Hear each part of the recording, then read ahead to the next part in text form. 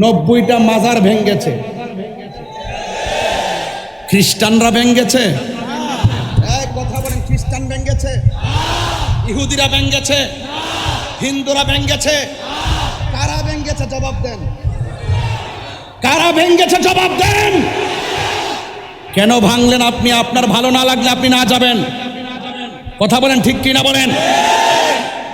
আপনার ভালো না লাগলে আপনি না যাবেন।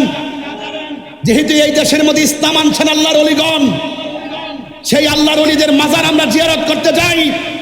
জিয়ারত করা সুন্নতে রাসূল, আমরা জিয়ারত করি। নবী জিয়ারতের কথা বলেছেন, আমরা ওলি আল্লাহর উসিলা করে আল্লাহর কাছে বলি। এটা কোনো দলিলের বাইরে নয়।